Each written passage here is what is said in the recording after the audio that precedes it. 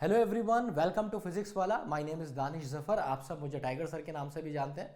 आपके टीचर्स जितने भी अभी तक डिफेंस वाला पे पढ़ा रहे हैं उन्होंने मुझे बताया कि सर बच्चा बहुत बढ़िया है ये, ठीक है, और बहुत अच्छा बच्चा है और आपको बहुत मज़ा आने वाला है इन स्टूडेंट्स के साथ। तो गाइज आज का सेशन जो है ना बहुत ही ज़बरदस्त और क्लासिक होने वाला है, क्योंकि मैं एकदम क्लासी सेशन होने वाला है, क्योंकि मैं आज आपको आपको जो एनडीए का आपका एग्ज़ाम है उसमें क्या क्वेश्चंस आते हैं, क्या पैटर्न रहता है, कैसे चीज़ें होती हैं, everything will be taught to you in today's class.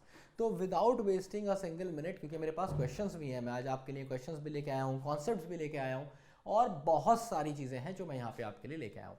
आपसे तीन चीज़ें हैं जिनकी इंतजा है मुझे आपसे, जो मैं आपसे चाहता हूँ कि देखो, सबसे पहली चीज़ तो यह है कि दोस्त डाउट लेके घर नहीं जाओगे, है ना। डाउट लेके घर नहीं जाओगे मतलब घर पे तो है ही, दिल में डाउट नहीं रहना चाहिए। अगर डाउट है, दुविधा है, शक है, तकलीफ है, दर्द है किसी भी तरह का, तो तुम मुझे कमेंट बॉक्स में बता सकते हो। मैं हर एक चीज़ के लिए I am always there to help you out. बस आपसे एक इंतजा है कि आप डाउट नहीं रखेंगे मन में। मैं आपको जो भी पढ़ाऊंगा वो आपको 100% समझ आना चाहिए और आपको एक्सेलेंट समझ आना चाहिए। ये मेरी पहली इंतजा है आपसे, ठीक है। दूसरी रिक्वेस्ट, इंतजा मतलब रिक्वेस्ट होता है, ठीक है। दूसरी रिक्वेस्ट जो मेरी आपसे है वो ये है कि मैं जब भी आपको पढ़ाऊंगा तो पढ़ाने के साथ आपको एक छोटा सा होमवर्क दूंगा, ठीक है। ये होमवर्क ऐसा नहीं है जिसको लेके हम स्कूल में बैठ जाते हैं ना, करे ही जा रहे हैं homework. It's not like that. It is going to be of 10 to 15 minutes. अगर आप ये करते रहेंगे ना मेरे साथ तो समझ लीजिए अंग्रेजी आपको रोक नहीं सकती एनडीए में। ये मेरा वादा है आपसे। तीसरी इंतजा है आपसे कि आप क्लास में रेगुलर रहिएगा। एक एक क्लास दोस्त एक एक लाख की है, तो बस ऐसे सोच के तुम्हें चलना है कि अगर तुम्हारी एक क्लास छूट गई तो कम से कम 1 लाख का नुकसान हो गया, है ना। तो क्लास नहीं छोड़नी है। हर class every class is damn important, ठीक है। तो स्टार्ट करते हैं without wasting any single minute. तो ये मेरी फोटो तुमने देख ही ली होगी, मिला लो, देखो मैं ही हूँ, ठीक है। साथ ही साथ हाँ, तो सबसे पहले आज मैं बात करने वाला हूँ। देखो, कभी भी फॉर एग्जाम्पल मुझे दिल्ली से हरियाणा जाना है और मुझे रास्ता नहीं पता कि कैसे जाएंगे, क्या मैं जा पाऊँगा, और अगर मैं गया भी तो क्या मैं सही समय से जा पाऊँगा। तो मोस्ट इंपॉर्टेंट चीज़ क्या होती है, जब भी हम कहीं घर से निकलते हैं गाड़ी में सबसे पहले जीपीएस लगा लेते हैं। तो ये आज तुम्हारा जीपीएस है। मैं तुम्हें बताऊंगा कि एनडीए एग्ज़ाम को कैसे आप एक ही अटेम्प्ट में क्रैक कर सकते हैं, ठीक है। साथ ही साथ आपका सिलेबस क्या है, आपकी क्या स्ट्रैटेजीज आपकी रहनी चाहिए और हम तैयारी कैसे करेंगे। इसके अलावा मैं आपके लिए 20 क्वेश्चंस मैंने प्रीवियस ईयर से, पिछले कुछ साल में जो एनडीए में 20 क्वेश्चन आए हैं उनकी वैरायटी मैंने निकाली। मतलब क्वेश्चंस तो आपको पता ही है, बहुत सारे क्वेश्चंस आते हैं, है ना। तो मैं यहाँ पे क्वेश्चंस की बात नहीं कर रहा, मैं यहाँ पे क्या बात कर रहा हूँ कि जो 50 क्वेश्चन आपके एनडीए के पेपर में आते हैं उनमें से मैंने अलग अलग पेपर्स में से कुछ क्वेश्चंस निकाल लिए और मैं आपको यहाँ सिखाऊंगा कि उन क्वेश्चंस को आप कैसे अटेम्प्ट कर सकते हैं। आप अपना स्कोर भी चेक करिएगा और मुझे ज़रूर बताइएगा। कमेंट बॉक्स में भी आप बता सकते हैं कि सर मेरा स्कोर इतना रहा। अकॉर्डिंगली मैंने आपके लिए एक ज़बरदस्त तरीके से पूरा प्लान किया है कोर्स। इस सब चीज़ों के बारे में हम बात करेंगे। तो सबसे पहले बात करते हैं कि how to crack NDA exam. तो दोस्त, ये एक जर्नल आइडिया है, एक बार आप नज़र डाल लीजिए इस पर। आपके बाकी टीचर्स भी आपको बता चुके होंगे और मुझे जैसे पता चला है कि बच्चा बहुत अच्छा है। तो अच्छा बच्चा कौन होता है? जो अवेयर होता है। अच्छा बच्चा वो नहीं होता कि सुंदर लग रहा है, क्यूट लग रहा है, भाई तो सुंदरता की कोई कीमत नहीं होती, सुंदर आदमी अंदर से होता है। तो व्हाट आई मीन टू से इज दैट कि सबसे पहले आपको एक पैटर्न पता होना चाहिए, आपको ये पता होना चाहिए कि रास्ता कहाँ है और जाना किधर है। तो टोटल नंबर ऑफ क्वेश्चंस आपके जो होते हैं ये टोटल 600 नंबर का होता है। मैं अंग्रेजी की बात करूंगा दोस्त, है ना, बाकी सब तो आपने पढ़ा रखा है। So let's talk about English. So we have got 50 questions. Number of questions in English sections are 50।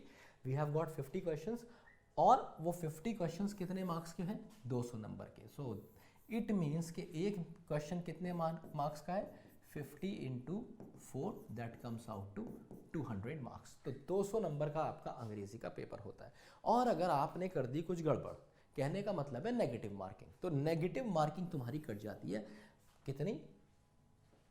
1.33, ठीक है। ये एक्चुअली जब 4 नंबर का क्वेश्चन है, ठीक है, तो ये आपकी नेगेटिव मार्किंग है, ठीक है। इस पे तो ये परसेंटेज पे आप मत जाइएगा, सीधा सीधा याद रखिएगा 4 नंबर मिलेंगे अगर अच्छा करोगे, अगर उसी क्वेश्चन को गलत कर दिया तो 1.33 कट जाएगा। इससे ज़्यादा बात मैं इंग्लिश के सेशन पे ही मैं बात करूँगा, ये सब आपको पता ही है, आपके मैथ्स के और बाकी सारे टीचर्स ने पढ़ा दिया है, so there is no point of discussing it. Still अगर आपको डाउट है और आप पूरा एनडीए का पेपर बहुत डिटेल में सब कुछ जानना चाहते हैं तो मुझे बता दीजिएगा, एक एडिशनल वीडियो आपके प्यार में डाल दी जाएगी।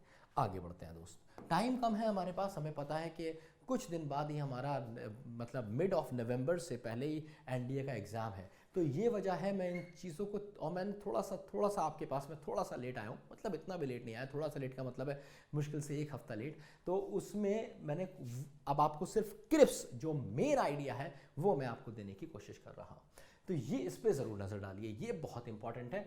The question paper in English will be design to test the candidates understanding of the language, understanding of the English language. The syllabus covers various aspects like as given below. देखो NDA में अंग्रेजी में PhD बंदा नहीं चाहिए, NDA में कोई ऐसा बंदा नहीं चाहिए बहुत ज़बरदस्त अंग्रेजी बोल सकता हो। ये यहाँ पे आपकी क्या चेक करते हैं कि भाई understanding of the English language, आपको भाषा समझ में आती है। कभी अगर आपसे कोई अंग्रेजी में बात करेगा, will you be able to answer correctly, will you be able to understand, will you be able to read, write and communicate in English. This is what exactly NDA exam test. तो वो किस basis पे आप test कर सकते हैं, grammatical error आ जाते हैं, ठीक है। नंबर ऑफ क्वेश्चंस 5, ये देखिए वेरी करते रहते हैं, हमेशा ज़रूरी नहीं है कि 5 ही आए, ठीक है। कॉम्प्रिहेंशन कभी आता है और कभी नहीं भी आता, ठीक है। तो आप इसके लिए भी बहुत ज़्यादा मत सोचिए, ज़्यादातर कॉम्प्रिहेंशन पिछले कुछ सालों में देखने को नहीं मिला है, पर इसका मतलब ये नहीं है कि नहीं आएगा, तो मैं तो तैयार, तो मैं आपको ये भी कराऊंगा, आप बेफिक्र रहिए। इसके बाद सेलेक्टिंग वर्ड्स ये आते हैं रेगुलरली आपके यहाँ, 40 मार्क्स के आते हैं, बड़ा पोर्शन है ये आपका। साथ ही साथ आपके पास ordering of words in a sentence. Ordering of words का मतलब क्या होता है कि आपको कुछ वर्ड्स दे रखे होते हैं, उन्हें आपको एक सेंटेंस में ऑर्डर में लगाना होता है। ऑर्डर का मतलब है कि कौन सा पहले आएगा, कौन सा बाद में आएगा, कौन सा तीसरे नंबर पे आएगा। The same goes with sentence improvement के 10 क्वेश्चन आपको देखने को मिलेंगे 40 नंबर के।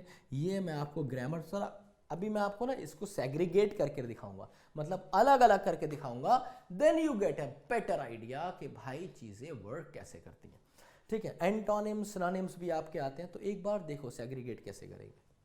अगर आप गौर फरमाओगे ना दोस्त, तो ये क्वेश्चन किसके हैं, वोकैबुलरी के। अच्छा ऊपर जाते हैं, ये क्वेश्चन किसका है, grammar. Selecting of words in a sentence, ये भी क्या है, वोकैबुलरी। वर्ड का मीनिंग नहीं पता होगा तो कैसे कर पाओगे। तीसरी चीज सेलेक्टिंग वर्ड्स, अगेन वोकैबुलरी। इसमें एक चीज मिसिंग है जिसे हम बोलते हैं पैराजंबल। ये जो ऑर्डरिंग ऑफ वर्ड्स है ना, ये ऑर्डरिंग ऑफ वर्ड्स के साथ ऑर्डरिंग ऑफ सेंटेंसेस भी आता है, ठीक है, जिसे आप प्यार से पैराजंबल भी बोल सकते हैं, पैराजंबल या फिर पैरा कंप्लीशन, सॉरी।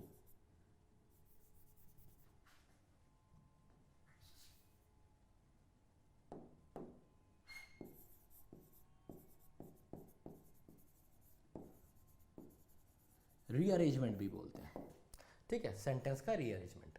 अच्छा भाई आगे बढ़ते हैं। कॉम्प्रिहेंशन आपका रीडिंग पोर्शन में आता है,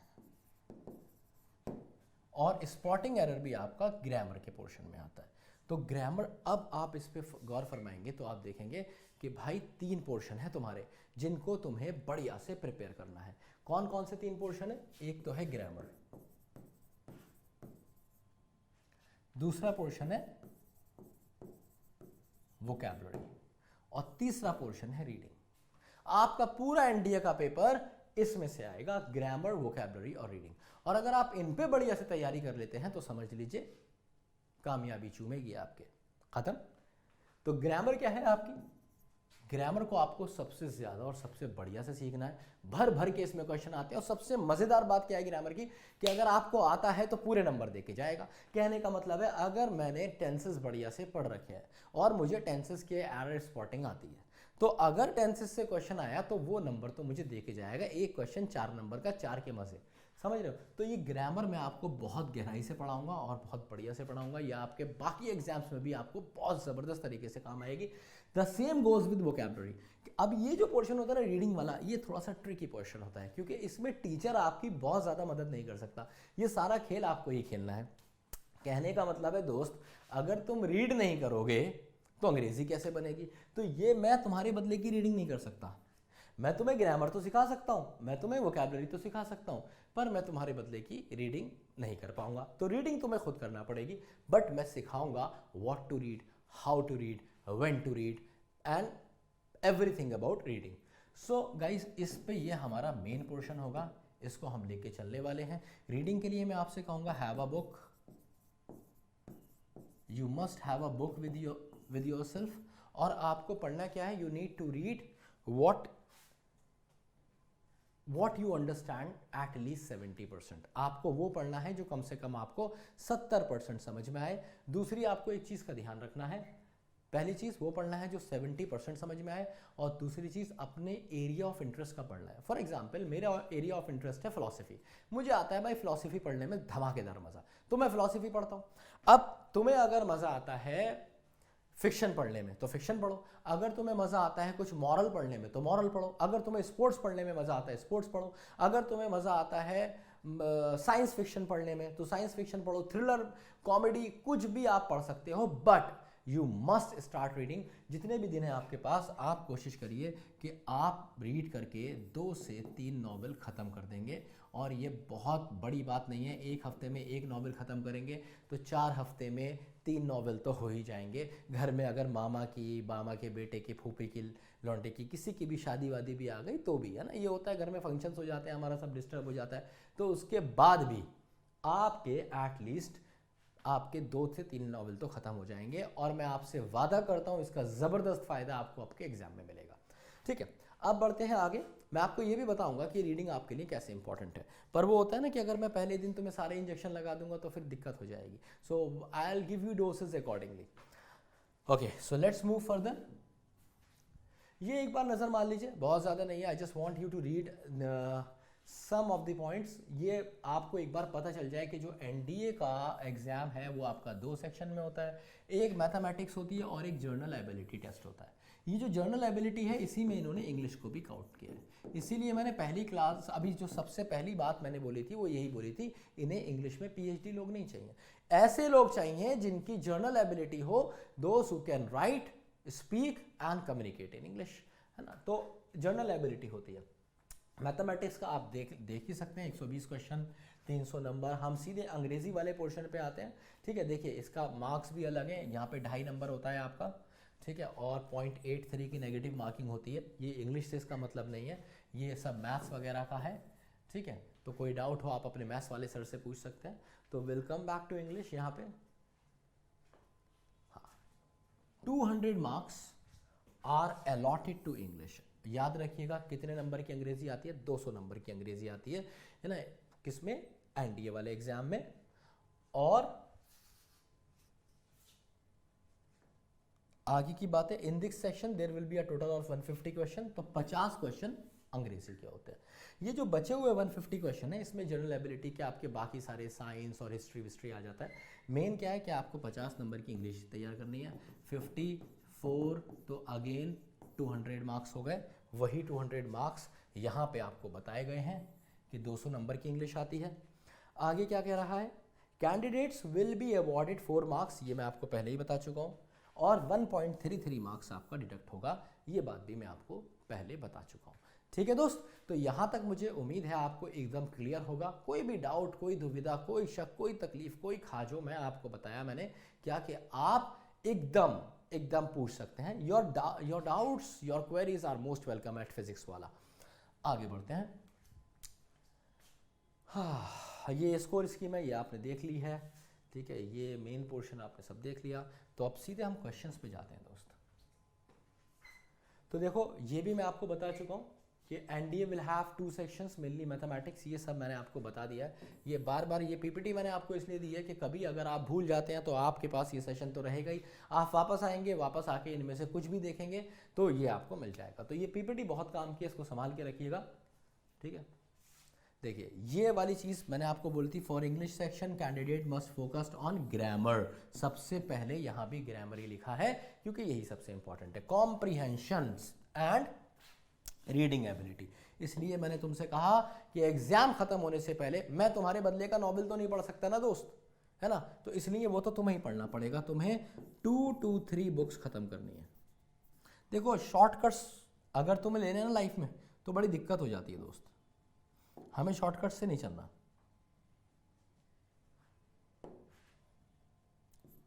2 to 3 बुक्स आपको खत्म करनी ही है हर हाल में। अच्छा अब बढ़ते हैं आगे।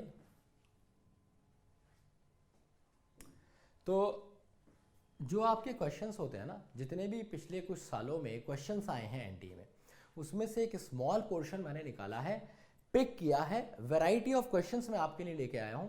तो आज आपका एक छोटा सा टेस्ट है, आप अपनी एबिलिटीज को टेस्ट करेंगे, आप ये देखेंगे कि आपको एनडीए एग्जाम के लिए कितना आता है, किस तरह के क्वेश्चंस आते हैं। यार ऐसे समझ लो कि तुम कोई गाड़ी खरीदने गए हो, तो जब तक तुम टेस्ट ड्राइव नहीं लोगे तुम्हें समझ में नहीं आएगा कि तुम्हें ये गाड़ी चाहिए भी या नहीं चाहिए और ये गाड़ी चल कैसी रही है। तो एक तरह की टेस्ट ड्राइव है, बहुत ज़्यादा क्वेश्चंस मैं लेके नहीं आया हूँ। I have got only a lot of small lot of 20 questions, ठीक है, एक छोटी सी लॉट लेकर आया हूँ मैं 20 क्वेश्चंस की, 20-25 क्वेश्चन है।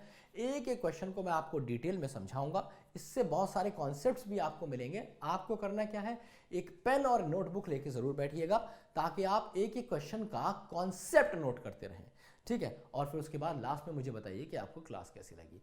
कल से मैं आपका फुल फ्लैश कोर्स स्टार्ट करूंगा जिसमें मैं बिल्कुल बेसिक से पढ़ाऊंगा। आज की क्लास का एक जो बहुत बहुत बड़ा रीजन है और जिस मोटिव के साथ मैं आया हूं वो मोटिव ये है that you must understand what is NDA and where do you stand when it comes to preparation. जब बात आती है तैयारी की तो तुम्हारा लेवल क्या है, तुम्हें कितना आता है और यहां से कितना और दम लगा के तुम्हें स्कोर करना है। So here we go for question number 1। All the best.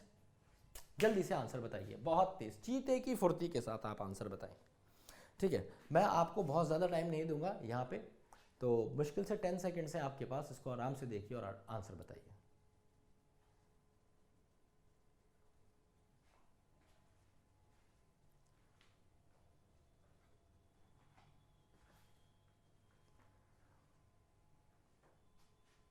That's it.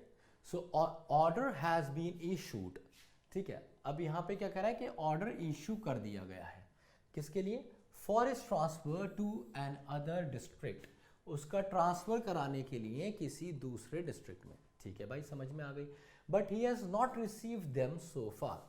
अब देखिए एक बात याद रखिए, जो एनडीए में एरर पूछे जाते हैं वो आप 50% मात्र मतलब बिना ग्रामर सीखे बना देंगे। आपको करना क्या है, आपको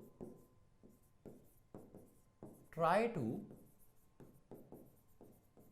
अंडरस्टैंड द मीनिंग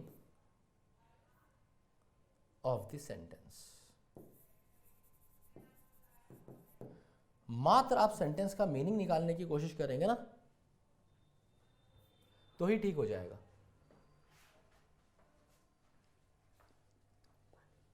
ठीक है, तो एक बार मीनिंग निकालते हैं। क्या कह रहा है, ऑर्डर हैज बीन इशूड, जो ऑर्डर है वो इशू कर दिया गया है, किसके लिए, उसके ट्रांसफर के लिए। कोई है, किसी का ट्रांसफर हो रहा है, फॉर एग्जांपल इसका नाम कुछ भी मान लेते हैं, इसका नाम सॉरी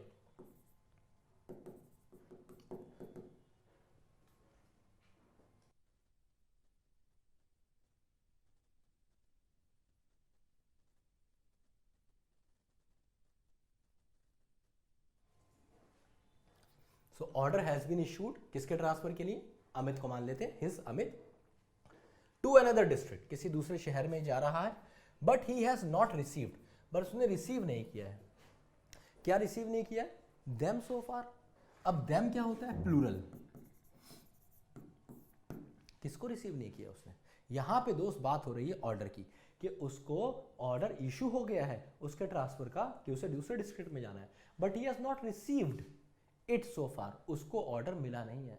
इशू हो गया है पर मिला नहीं है, कौन, ऑर्डर।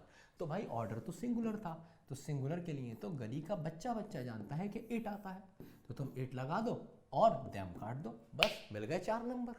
आया मजा या नहीं आया, 4 नंबर का क्वेश्चन, 4 नंबर बच्चे ने कमा लिए। यहाँ पे आंसर क्या हो जाएगा, but has not received, order has been issued, ठीक है, for his transfer to another district, but he has not received so far, he has not received it so far, इसे होना चाहिए। So answer is going to be c, ठीक है। मुझे उम्मीद है क्वेश्चन आपको समझ में आया हो। किसी भी क्वेश्चन पे डाउट होगा, मैंने आपको क्या बताया, कहाँ देखेंगे आप कमेंट बॉक्स में मुझे बताएंगे, ठीक है, कैसे भी आप मुझे बता सकते हैं। I will help you out, I will help you out, ठीक है, you need not worry about that, ठीक है।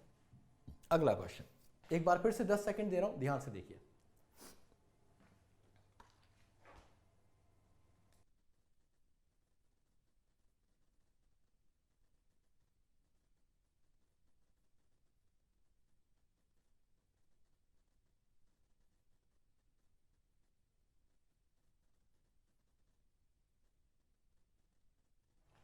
अब देखो कितना आसान क्वेश्चन है ये कह रहा है there are 2 scores of books which are lying unused in the library. अब यहां पे आप समझ लीजिए, ये जो बुक है ना, ये नाउन है ना, बड़ा सिंपल सा कॉन्सेप्ट है।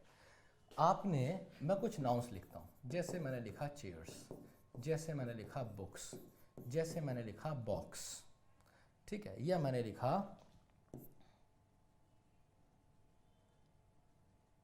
कुछ भी,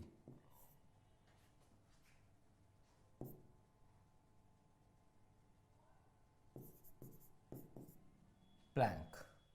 अब मैं अगर इसको चाहूं तो प्लूरल कर सकता हूं, कैसे, बॉक्सेस कर दिया प्लूरल हो गया, बुक्स प्लूरल हो गया, चेयर प्लूरल हो गया, प्लैंक्स प्लूरल हो गया, ये सारे के सारे क्या हो गए, प्लूरल हो गए। तो कहने का मतलब है एक जो नाउन होता है, एक जो नाउन होता है वो सिंगुलर भी हो सकता है और प्लूरल भी हो सकता है, ऐसी तो है, सिंगुलर भी हो सकता है प्लूरल भी। अब जरा कुछ और देखते हैं, अगर मैं लिखूं बैड, अगर मैं लिखूं गुड, अगर मैं लिखूं ऑनेस्ट, है ना, या फिर अगर मैं लिखूं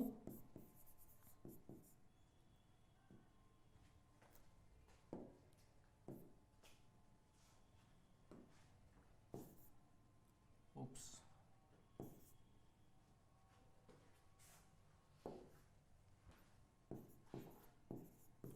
अगर मैं लिखूं हार्ड वर्किंग, ठीक है, या फिर अगर मैं लिखूं वीक,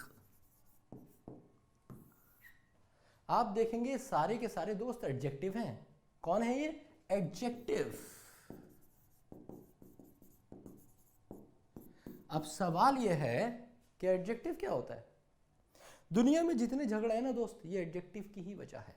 ये जब तुमने किसी को काला कहा, वो चढ़ गया, सब कुछ अच्छा चल रहा था, तुमने कह दिया थोड़ी मोटी है, बिदक गई, ठीक है। या मान लो कि तुम्हारी ज़िंदगी में सब कुछ अच्छा चल रहा था, सब कुछ ख़राब चल रहा था, बस तुमने किसी की तारीफ़ कर दी, वो तुम पे फिदा हो गई या हो गया और सब कुछ अच्छा हो गया। तो यही तो एडजेक्टिव होते हैं। ये जो एडजेक्टिव होते हैं ये हमेशा किसी नाउन के लिए इस्तेमाल होते हैं। किसके लिए इस्तेमाल होते हैं दोस्त, नाउन के लिए। ये सारी बातें मैं तुम्हें गहराई से पढ़ाऊंगा, आज तो बस क्वेश्चंस करा रहा हूँ। आज तुम ये देख लो कि क्वेश्चन किस तरीके से आते हैं, क्या पता होना चाहिए, है ना। अब कैसे पता चलेगा, वो सारी चीज़ें नेक्स्ट क्लास। तो नाउन्स होते हैं, एडजेक्टिव्स क्या बताते हैं, एडजेक्टिव्स नाउन्स को मॉडिफाई करते हैं या प्रोनाउन को मॉडिफाई करते हैं, और बताते क्या हैं, ये बताते हैं दोस्त क्वालिटी या क्वांटिटी।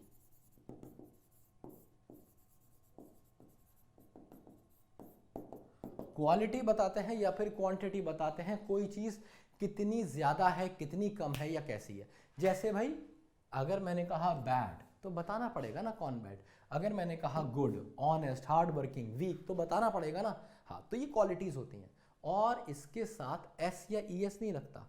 तो मैं बैड्स नहीं कह सकता दोस्त, कभी मैं कभी गुड्स नहीं कह सकता। ऑनेस्ट कभी सुना है तुमने, अरे यार ये तो सब बहुत ऑनेस्ट हैं, ऑनेस्ट कुछ होता है क्या, या फिर हार्ड वर्किंग्स, है ना, कोई कह भी देगा तो तुम्हें हंसी आ जाएगी। तो बड़ी सीधी सी बात है, वो तो कहानी है नहीं। तो इनके साथ आप एस और ई एस का इस्तेमाल नहीं करते हैं, और इस क्वेश्चन में यही बदतमीजी हुई है। क्या बदतमीजी हुई है, बुक्स नाउन है, लगा दिया, ठीक है। देयर आर टू, टू क्या है, एडजेक्टिव है। स्कोर, स्कोर्स नहीं होगा, टू स्कोर बॉक्सेस, क्योंकि ये स्कोर भी क्या है, एडजेक्टिव है। किसके लिए आया, बुक्स के लिए आया। तो कह रहा है there are 2 score boxes, 2 score हैं, ठीक है। तो there are 2 score of books, ये तो बॉक्सेस बोलोगे, स्कोर बॉक्सेस, क्योंकि या तो बॉक्स लगाओगे सॉरी, तो या तो वो नाउन बनेगा या फिर there are 2 score of books, 2 score हैं बुक के, ठीक है, जो बेकार पड़े हुए हैं, अभी तक इस्तेमाल नहीं हुए। तो आंसर क्या हो जाएगा कि आप याद रखेंगे क्या कि किसी भी एडजेक्टिव के साथ एस या ईएस का इस्तेमाल नहीं करते, और स्कोर एक एडजेक्टिव था तो एस और ईएस का इस्तेमाल नहीं होगा। तो आंसर क्या हो जाएगा, ए इज द करेक्ट आंसर।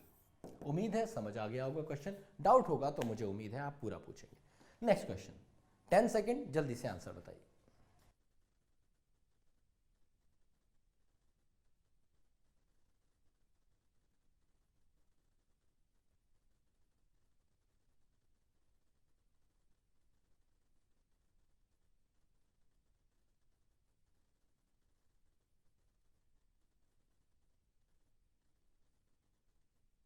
दोस्त ये जो क्वेश्चन है ना आपका, ये वाला क्वेश्चन है आपका नाउन्स में से।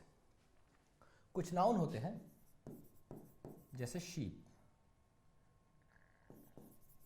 जैसे कैटल, जैसे हेयर, जैसे फिश, ये और भी सारे होते हैं। ये मैं आपको जब नाउन्स पढ़ाऊंगा तो ध्यान से दिखाऊंगा। एक और नोट कर लीजिए इसमें, डियर। ये जितने भी है ना, याद रखिए इनके साथ डू नॉट यूज एस और ई एस, इनकी प्लूरल फॉर्म होती ही नहीं है। इनके साथ आप एस या ई एस का इस्तेमाल नहीं करेंगे।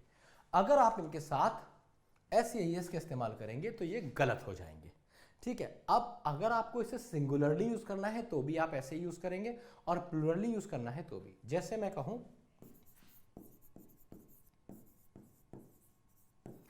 many deers have died because of flood। भाई बाढ़ के कारण बहुत सारे डियर मर गए। डियर तो जानते ही होंगे ना, हिरन को बोलते हैं। तो ये डियर्स नहीं हो सकता। जब एग्जाम में क्वेश्चन आता है तो आपको क्या करना है, मैनी प्लूरल है तो बच्चा सोचता है कि इसके आगे भी प्लूरल आएगा। प्लूरल आएगा पर डियर का प्लूरल डियर ही होता है, डियर्स नहीं होता। So many deer have died. अब ये वर्ब भी प्लूरल रहेगी, ये भी कैसा रहेगा दोस्त, ये सिंगुलर रहेगा, ये प्लूरल रहेगा। तो कहने का मतलब है इनके साथ ऐसे यस नहीं लगाएंगे। इसी तरीके से आप क्या करेंगे, शीप्स नहीं हो सकता, आप सीधे लिखेंगे sheep. Sheep are economically useful है एंड सो दे आर। अब यहाँ पे बिल्कुल सही है क्योंकि आपने शीप थोड़ी यूज किया, आपने प्लूरल प्रोनाउन यूज कर लिया। तो प्रोनाउन के साथ तो ये आप प्लूरल लगा ही सकते हैं, कोई दिक्कत नहीं है। तो sheep are economically useful, sheep जो होती है वो इकोनॉमिकली यूजफुल होती है, and they are reared in the hills.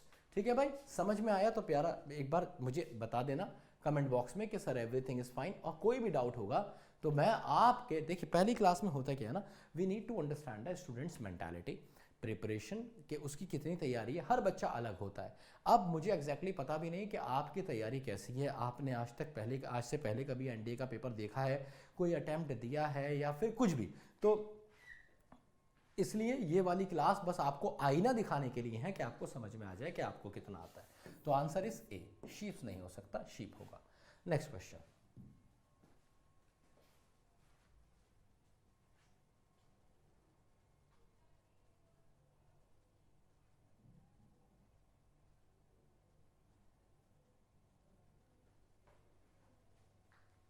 दस सेकंड का टाइम है आपके पास।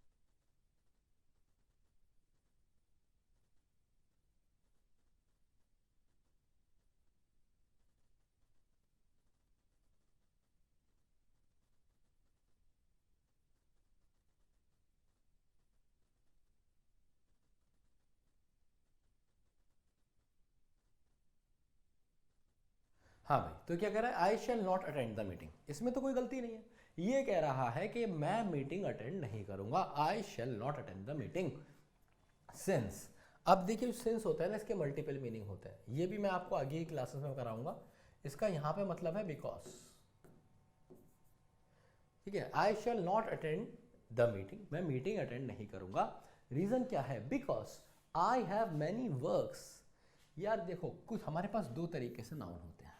एक होता है काउंट नाउन। काउंट नाउन वो होता है जिसको तुम गिन सकते हो, है ना। जैसे भाई तुम क्या गिनते हो, गर्ल्स, बॉयज, बुक्स, ठीक है, चेयर, टेबल, ये सब आप गिनते हो। भाई अगर मैं तुमसे पूछूंगा कि तुम्हारी कितनी गर्लफ्रेंड है, तो तुम यही तो बोलोगे सर 1 2 3 जितनी भी है, या तुम बोलोगे सर मेरी 200 किलो गर्लफ्रेंड है, ऐसे बोल सकते हो क्या? नहीं ना। तो बड़ा सिंपल है कि आप उसको मेजर नहीं करते। जिनको आप मेजर करते हो दोस्त, वो आता है नॉन काउंट नाउन। जिनको आप मेजर करते हैं, मेजर का मतलब है कि तोलते या मापते हैं, तो इनको आप काउंट करते हैं और इनको क्या करते हैं, मेजर करते हैं। तो इसमें आ जाते हैं तुम्हारे सारे लिक्विड्स। कभी तुमने दुकान पे जाया गया, भाई साहब 5 दूध दे देना, 5 लीटर बोलोगे, 2 लीटर बोलोगे, 1 लीटर बोलोगे, ये थोड़ी बोलोगे 5 दूध दे देना, डज नॉट मेक सेंस, है ना। लिक्विड्स या फिर जितने भी गैसेस होते हैं ये सारे इसी में आते हैं। इसके साथ कुछ एब्स्ट्रैक्ट नाउन होते हैं, ये कहानी थोड़ी अलग है, ये नाउन की क्लास में मैं आपको समझाऊंगा कि क्या एब्स्ट्रैक्ट नाउन होते हैं। इन्हें खा नहीं सकते, सूंघ नहीं सकते, देख नहीं सकते। एक्चुअली अंग्रेज़ी ना एक मतलब अंग्रेज़ी क्या, कोई भी भाषा जो होती है ना वो बहुत अच्छे से इंटरकनेक्टेड होती है। मतलब उसकी एक गांठ खोलोगे तो 4 अपने आप खुलेंगी। तो ऐसे समझ लो कोई, जब तो मैं तुम्हें एक चैप्टर पढ़ाऊंगा ना तो 4 चैप्टर तुम्हें अपने आप समझ में आएंगे। अभी तुमने कुछ पढ़ा नहीं है तो थोड़ा सा डिफिकल्ट लग सकता है। तो एब्स्ट्रैक्ट नाउन होते हैं एक तरह से। तो उन्हीं में से एक एब्स्ट्रैक्ट नाउन है वर्क, जो हमेशा हमेशा नॉन काउंट होता है। काम को आप ये नहीं कर सकते। जब आप वर्क से कहते हैं ना तो इसका मतलब होता है राइटिंग वर्क, लिटरेचर का जो काम होता है ना, लिटरेचर।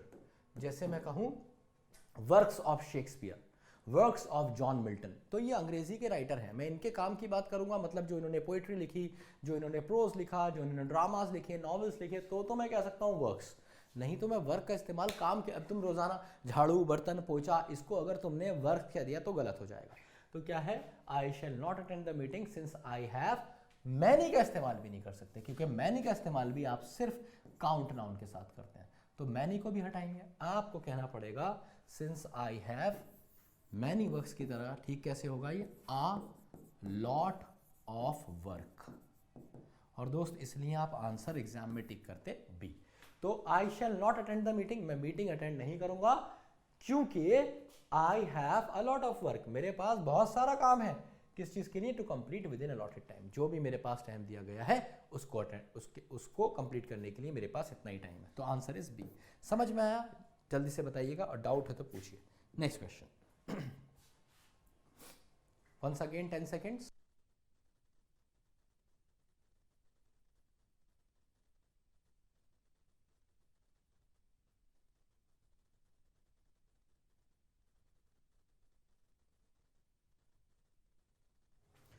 और देखिए मैंने जानबूझ के सोच समझ के ऐसे क्वेश्चंस आपको दिए हैं जो बहुत इजी हैं, बहुत ही इजी क्वेश्चंस मैंने आपको दिए हैं। इट इज पिटी, पिटी का मतलब क्या होता है, जब तुम्हें दया आ रही है किसी पे, इट इज पिटी, बड़ी दया वाली बात है। क्या, that even 5 years old boys, मजा आ गया क्वेश्चन में, अब तुम इसे आराम से सॉल्व कर लोगे। ये कॉन्सेप्ट मैंने आपको पीछे पढ़ाया था, जिन बच्चों ने भूल गए हैं, जो स्टूडेंट्स, एक बार पीछे जाके देखोगे आत्मा तृप्त हो जाएगी। कॉन्सेप्ट क्या था, कॉन्सेप्ट था ये वाला कि किसी एडजेक्टिव के साथ एस या ई एस का इस्तेमाल नहीं करोगे, कर लिया तो बर्बादी चूमेगी। अरे कदम, हाँ तो आ जाओ आगे। So it is pity that even 5 years old boys, तो गली का बच्चा बच्चा जानता है कि बॉयज है नाउन।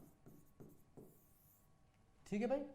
अब ये लड़का कैसा है, लड़का है 5 year old, तो ये एडजेक्टिव हुआ ना। हम किसी एडजेक्टिव के साथ एस या ई एस यूज नहीं करते, अभी हमने जाना। तो अगर नहीं करते तो यहां क्यों कर, तो इसे खोपचे में लो और काट दो, और क्या लिख दोगे, ईयर्स। आई कहानी समझ?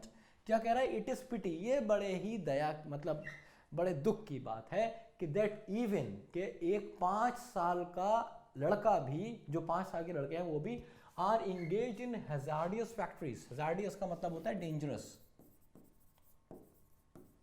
जहां से धुआं निकलता है या जो किसी के लिए भी खतरनाक हो सकता है, दैट इज हैजार्डियस। तो यहाँ पे आप क्या यूज करेंगे, ईयर्स की जगह आप यूज करेंगे, ईयर्स को खोपचे में लेके काट देंगे, आंसर होना चाहिए ईयर। 5 year old boys, तो आंसर इज बी। क्लियर है दोस्त? समझ में आया तो जरूर बताना कमेंट बॉक्स में, डाउट है तो पूछना। अगला क्वेश्चन ये रहा आपके प्यार में, आंसर बताइए। वो कैप शुरू हो गई है, क्वेश्चन को ध्यान से पहले पढ़ेंगे फिर हम इनको डिस्कस करेंगे। चलिए 10 सेकेंड्स।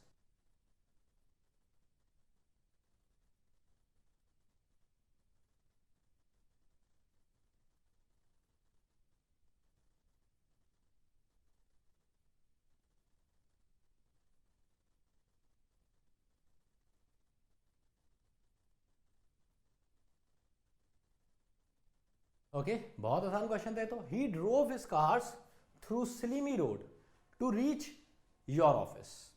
अब यहां पे आप क्या करेंगे, यहां पे ये कह रहा है select the correct antonym for the given sentence.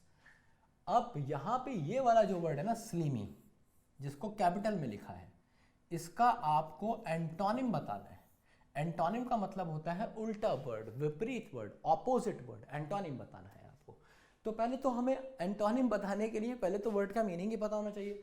तो स्लिमी, देखो अगर ये SLIMMY होता स्लिमी, तो इसका मतलब कोई दूसरा वाला स्लिमी होता, वो वही वाला होता जो लड़कियां बोलती हैं मेरे को पतला मत बोला करो, मेरे को स्लिम बोला करो, ये वो वाला होता, ठीक है। पर ये वो वाला स्लिम नहीं है, ये वाला, ये तुमने अगर किसी लड़की को बोल दिया ना तो पटक पटक के मारेगी, क्योंकि इसका मतलब होता है मट्टी वाला, कीचड़ वाला, कीचड़ से धसा हुआ या गंदा संदा, अनटाइडी, अनक्लीन, अनक्लीन या फिर मडी कह सकते हो, है ना, जिसमें स्लश, स्लश जानते हो, कीचड़ विचड़, जैसे बरसात में दिल्ली के ये गांव के रोड हो जाते हैं तो वो हो जाते हैं slimy. So he drove his car through slimy road to reach your office. तो स्लीमी का उल्टा क्या हो जाएगा दोस्त, है ना, स्लिपरी तो होगा नहीं, गलत हो गया, स्लिपरी होता है फिसलने वाला, तो वो तो होगा नहीं। अगली का मतलब होता है बदसूरत, ये रोड के लिए यूज नहीं होता। रोड अगली हो सकता है, तुमने रोड देखा कितना गंदा रोड है, ऐसा तो हो नहीं सकता, तो अगली रोड होगा नहीं। ब्यूटीफुल गर्ल के लिए यूज हो सकता है, ये पर्सन के लिए यूज हो सकता है ना, और किसी चीज के लिए यूज हो सकते हैं, यूज हो सकते हैं, बट ये रोड के लिए यूज नहीं हो सकता। Road is clean, clean roads, तो b is the correct answer, है ना। उल्टा वर्ड बताना था, तो ये था गंदा, ये था साफ, आंसर इज बी। समझ आया तो जल्दी से बताइए। अगला क्वेश्चन, आंसर बताओ। 10 सेकेंड है इसके लिए।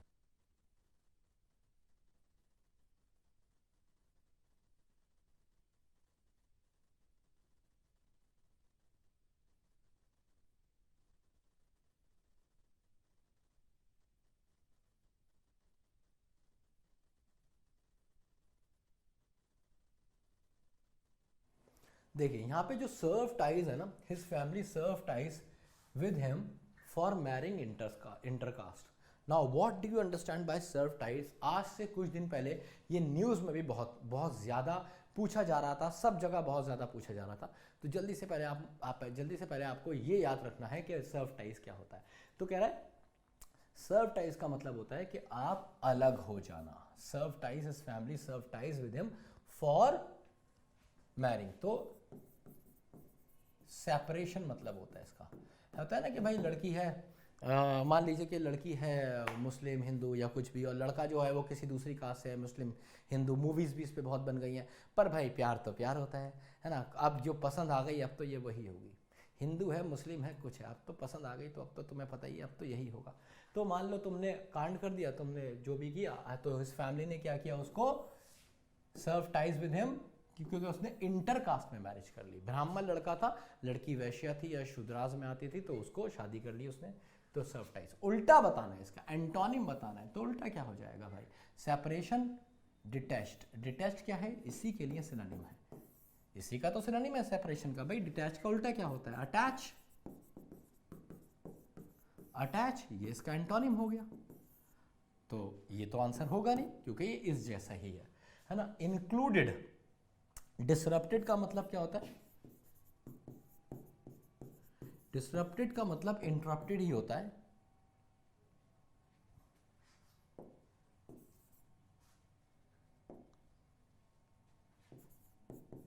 डिसरप्टेड का मतलब ना इंटरप्टेड ही होता है, ठीक है। कुछ ऐसा करके, नॉइज करके या कुछ भी शोर मचा के किसी को डिस्टर्ब कर देना इज इंटरप्टेड या डिसरप्टेड। तो ये भी नहीं हो सकता, क्योंकि ये भी क्या है, इसका इससे कोई मतलब ही नहीं है। इंक्लूडेड भी कोई मतलब नहीं है, ज्वाइंट ही होगा भाई, सेपरेट कर देना, अलग कर देना, तो joint is the correct answer. Included ना होने की एक वजह है क्योंकि इंक्लूड का मतलब होता है फिजिकली किसी चीज में कुछ डालना। जैसे मैं कहूँ दिस पैकेज इंक्लूड, इस पैकेज में क्या क्या इंक्लूड है, आपके ट्यूटोरियल्स, स्टडी मटेरियल और ये सारी चीजें, तो that is the meaning of the word include. तो इंक्लूडेड हो नहीं सकता दोस्त, होगा क्या, joint. A is the correct answer. तो आपको एक काम और करना है, आपको कमेंट बॉक्स में अपना स्कोर जरूर बताना है। मैं जितने भी क्वेश्चन करा रहा हूं, अगर आपका सही होता रहे तो आप 4 नंबर देंगे अपने आप को, अगर आपका गलत होता रहे तो 1.33 देंगे। और फिर लास्ट में आप कमेंट बॉक्स में अपना स्कोर लिख देना एक बार, ताकि मैं कमेंट्स पढ़ लूँ और मुझे आइडिया लग जाए कि मेरे बच्चे ने कितने क्वेश्चंस के आंसर सही दिए। Here we have the next question. बहुत बढ़िया, जल्दी से आंसर बताइए। ये भी एंटोनिम है, सोच समझ के आंसर दीजिए। आपके पास है समय कितनी देर का, 10 सेकेंड।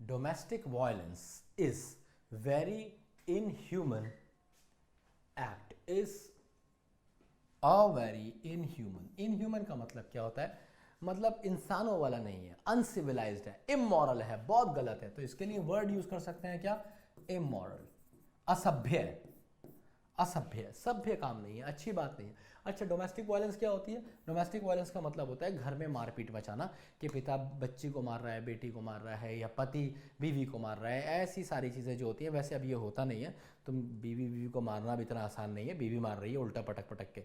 मतलब मेरी शादी नहीं हुई है बट मैंने देखा है, आई मतलब अपने पड़ोस पड़ोस में मैंने देखा है, मतलब आंटियाँ पड़ोस की जब वो आँख दिखाती है ना अंकल को, तो बस लगता है कि अब अंकल को हार्ट अटैक ही आने वाला है। तो है ना, so let's come back to this. तो डोमेस्टिक वायलेंस का क्या मतलब होता है, मार पिटाई मचाना घर में। तो कह रहा है कि इज वेरी इनह्यूमन एक्ट, बताना है सिनोनिम। तो ये नेगेटिव वर्ड है, आपको पॉजिटिव वर्ड देखना है ना, कि पॉजिटिव वर्ड ही आंसर होगा। तो इनडिफरेंट एक नेगेटिव वर्ड है। इनडिफरेंट का मतलब क्या होता है, जब आपको फर्क नहीं पड़ता। जैसे फॉर एग्जाम्पल तुमने किसी से बोला कि मैं तुमसे बहुत प्यार करता हूँ, आई लव यू, और उसने बोला तो क्या करूँ, तुमने कहा मतलब मैं बहुत प्यार करता हूँ, हाँ तो कर, और कर, लोट लोट के कर ले, मुझे क्या फ़र्क पड़ता है। तो अगर कोई ऐसा आदमी है तो वो इनडिफरेंट है। इनडिफरेंट का मतलब है फ़र्क ही नहीं पड़ना, ठीक है, अच्छा हो बुरा हो तुम्हारे साथ। इनडिफरेंट के लिए एक वर्ड और देता हूँ मैं, कैलस। ये इमोशनल नहीं होगा, ठीक है। तुमने कहा भाई मैंने अपना हाथ देखते, अपने हाथ पे मैंने ब्लेड से तेरा नाम लिखा है, तो ये तुमसे कहेगी ब्लेड से लिखा है, तलवार से लिख, हाथ पे क्यों लिखा है, बदन पे पोत ले मेरा नाम, पर इसको तुमसे मतलब नहीं होगा। तो ये कौन होगा, ये इनडिफरेंट होगा, ठीक है। तो ये तो आंसर हो नहीं सकता, नेगेटिव वर्ड है। टेरिबल तुम जानते हो, टेरिबल का मतलब होता है कुछ बहुत ही बड़ा, हॉरिफाइंग, टेरिफिक, हॉरिफाइंग मतलब ऐसा डरावना, तो ये भी आंसर नहीं होगा, ठीक है। हमें पॉजिटिव वर्ड चाहिए, नेगेटिव वर्ड है क्योंकि, और एंटोनिम मांगा है। अच्छा, टेरिफिक, टेरिफाइंग अगेन वही, हॉरिफाइंग, डराने वाला, ये तो ये भी आंसर नहीं होगा। बचा क्या, कंपैशनेट। मुझे इसका मीनिंग अगर नहीं भी पता होगा तभी भी मैं आंसर कर दूंगा, कैसे, नेगेटिव पॉजिटिव से। तुम्हें देखना क्या है कि अगर एंटोनिम पूछा है, ये वर्ड है नेगेटिव, तो आंसर पॉजिटिव होगा। अगर एक ही पॉजिटिव आंसर दिया हुआ है तो समझ लो वो है, दो दिया हुआ है तो एलिमिनेट करके निकाल लो। तो दोस्त यहाँ पे कंपैशनेट का क्या मतलब होता है, कंपैशनेट का मतलब होता है जो बड़े मन से किसी चीज को कर रहा होता है, जिसको मतलब जिसके अंदर भावना भरी होती है। कंपैशनेट मतलब इमोशनल, इम्पैचुअस, ठीक है, इम्पैचुअस या फिर पैशनेट भी बोल सकते हो, मतलब दिल से, बहुत अच्छी भावनाओं के साथ। समझ आया हो क्वेश्चन तो मुझे जरूर बताना। Here we go for the next question.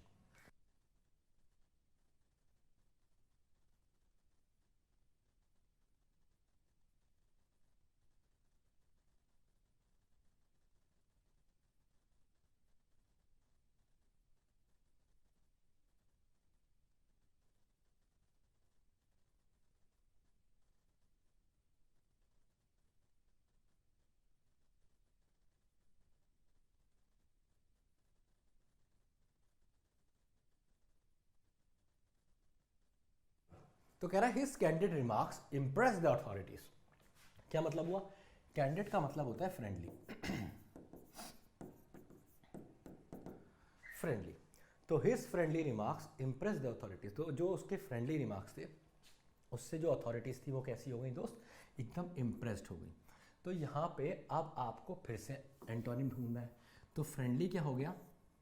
Friendly कह सकते हो या सोशल कह सकते हो, है ना, कुछ ऐसा फ्रेंड मतलब जो अच्छा लगे। जैसे एक तो तरीका होता है तुम्हारे घर कोई आता है, तुम इसे अच्छे से बिठालते हो, तमीज़ से बात करते हो, ठीक है, अच्छा बढ़िया उसे मतलब कुछ स्नैक्स खिलाते हो, है ना। एक तरीका होता है तुम्हारे घर कोई आया, तुम्हें आ गए बैठ जाओ, आए हो तो चाय तो पी लोगे, ठीक है, तो दैट इज़ ब्लंट। तो यहाँ पे हमें जो वर्ड चाहिए वो नेगेटिव चाहिए, क्योंकि एंटोनिम बताना है, क्योंकि ये ऑलरेडी पॉजिटिव वर्ड है। तो नेगेटिव वर्ड कौन कौन से हैं? सिंसियर तो नेगेटिव है नहीं, सिंसियर का मीनिंग हम सब जानते हैं, है ना। अनकन्वेंशनल क्या होता है? ये TI है, TION। कन्वेंशनल का मतलब होता है ओल्ड, तो अनकन्वेंशनल का मतलब हो जाएगा मॉडर्न। अनकन्वेंशनल मतलब मॉडर्न, क्योंकि कन्वेंशनल क्या होता है? ओल्ड होता है। अच्छा भाई, तो सिंसियर आंसर नहीं होगा। ब्लंट जो होता है ना, क्लोज है, ये क्वेश्चन अच्छा है क्योंकि इसके ऑप्शंस क्लोज है। ब्लंट नहीं होगा। ब्लंट का मतलब होता है एकदम, कह सकते हो या तो वाइल्ड या फिर रॉ। मतलब जैसे तुम अपना अबे दबे की भाषा में घर में बोलते हो या कहीं भी बोलते हो, ब्लंट सीधे बोल देना, है ना, विदाउट बिना कुछ ठीक किए या सही किए। तो यहाँ पे जो आंसर होगा ना दोस्त, अब ये तो नहीं कह सकते his candid, his modern remarks, तो यहाँ पे बेस्ट होगा गार्डेड। गार्डेड का मतलब होता है जो सोच समझ के कहा गया हो। जैसे जब मैं क्लास में आता हूँ या हम लोग कहीं पे भी होते हैं फॉर्मल, हाँ ऐसे समझ लो कि आज तुम्हारा इंटरव्यू है, तो तुम्हारा जितना भी कन्वर्सेशन होगा वो सारा गार्डेड कन्वर्सेशन होगा। कहने का मतलब है जहाँ पे तुम बहुत अच्छे से ध्यान लगाओगे, सोच समझ के, तोल मोल के बोल समझ लो, ठीक है। तो guarded is the best word. Guarded का मतलब क्या होता है? थॉटफुल, प्लान्ड या फिर फॉर्मल। मतलब जितना बताना है उतना ही बात किया गया, जितनी बात करनी थी, जितना बताना था सिर्फ उतनी ही बात की, इससे ज़्यादा बात नहीं की। उसको हम क्या कहते हैं? गार्डेड, थॉटफुल या फिर प्लान्ड। तो दोस्त आंसर हो जाएगा क्या? बी। समझ में आया तो जल्दी से मुझे बताइएगा। हम चल रहे हैं अगले क्वेश्चंस पे। तो we are left with a few more questions. तो एक बात ज़रूर है कि मैंने आपको पहले भी बताया कि एक एक क्वेश्चन आपका 1-1 लाख का है, क्योंकि आज मैं कुछ पढ़ा नहीं रहा हूँ आपको, मैं सिर्फ इवैल्यूएशन कर रहा हूँ कि आपकी तैयारी कैसी है। इसीलिए मैंने आपसे कहा कि आपको कमेंट बॉक्स में मुझे ये ज़रूर बताना है कि आपका स्कोर कितना आया। हर सही क्वेश्चन पे आपको अपने आप को 4 नंबर देने हैं, हर गलत पे 1.33, ठीक है, और कैलकुलेट करके आपको मुझे बताना है कि आपका स्कोर कितना आया। नेक्स्ट क्वेश्चन तो डिस्कस करते हैं ये ज़बरदस्त क्वेश्चन, जहाँ पे मैं आपको बताने जा रहा हूँ कि पैराजंबल को आप कैसे करेंगे। तो सबसे पहले तो आपको देखना है कि जो वर्ड है लिटिल। अब लिटिल जो है ना, याद रखिए ये क्वेश्चन ग्रामर से हो गया। लिटिल एक नेगेटिव वर्ड है। कैसा वर्ड है दोस्त? इसकी बहुत सारी ट्रिक्स होती हैं करने की, फिलहाल ये क्वेश्चन ग्रामर वाली ट्रिक से हो रहा है तो मैं आपको करा रहा हूँ। तो नेगेटिव वर्ड है। तो नेगेटिव, अगर कभी भी नेगेटिव इंट्रोडक्टरी हो, अब नेगेटिव इंट्रोडक्टरी का क्या मतलब है कि सेंटेंस स्टार्ट ही नेगेटिव वर्ड से हो रहा है, सेंटेंस स्टार्ट ही नेगेटिव वर्ड से हो रहा है। तो अगर नेगेटिव इंट्रोडक्टरी है तो याद रखिए हमेशा इन्वर्जन लागू होगा। तुम सोच रहे होगे ये क्या खतरनाक चीज बता दी सर, क्या लागू होगा दोस्त? इन्वर्जन। इन्वर्जन का क्या मतलब होता है? घर में इन्वर्टर होता है, एसी को डीसी में कन्वर्ट करता है, डीसी को एसी में। एग्जैक्टली यहाँ पे होगा। कहने का मतलब है आपको पता है पहले आती है सब्जेक्ट और फिर आता है वर्ब, तभी बनता है सेंटेंस। अरे ये बात तो गली का बच्चा जानता है ना। इन्वर्जन का मतलब होता है उल्टा, कि पहले आ जाएगा वर्ब और बाद में आएगा सब्जेक्ट। और अब ये कम से कम फिजिक्स वाला बच्चा तो जानता ही है। तो हियर वी गो। हाँ जी, तो क्या है कि पहले आएगा वर्ब और उसके बाद क्या आएगा दोस्त? सब्जेक्ट। तो पहले वर्ब और फिर सब्जेक्ट, यहां तो है नहीं, तो इससे स्टार्टिंग नहीं होगी। पी वाले ऑप्शन को काट दीजिए। लो भाई, पी वाला ऑप्शन ही नहीं है। हमेशा इन क्वेश्चन को कैसे करोगे? एलिमिनेशन से करोगे। देखो ये इन्वर्जन बहुत ही कॉमनली तुम्हें देखने को मिल सकता है, जितने भी तुम्हारे वो वाले कॉम्पैरेटिव एग्जाम में तुम्हारे जितने भी क्वेश्चंस आते हैं वहां पे तुम्हें देखने को मिल सकता है। अच्छा, इंटेरोगेटिव सेंटेंस को तो जानते हो ना, इंटेरोगेटिव सेंटेंस में हमेशा इन्वर्जन लागू होता है। हाँ, क्या बोलते हो? Did you go there, have you done it.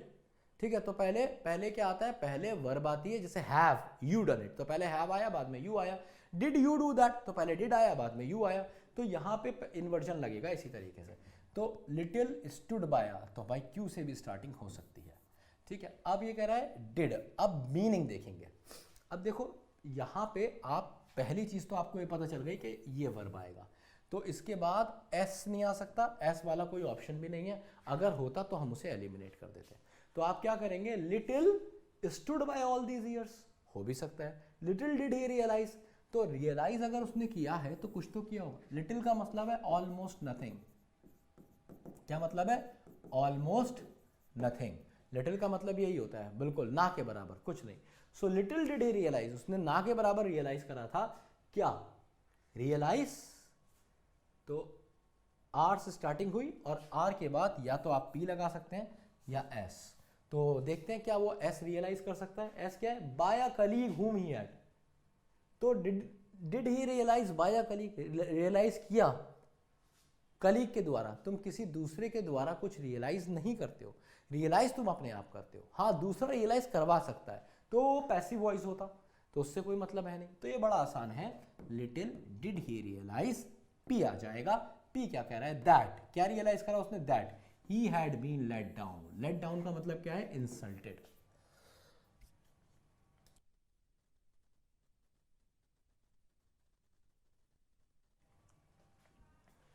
तो little did he realise that he had been let down.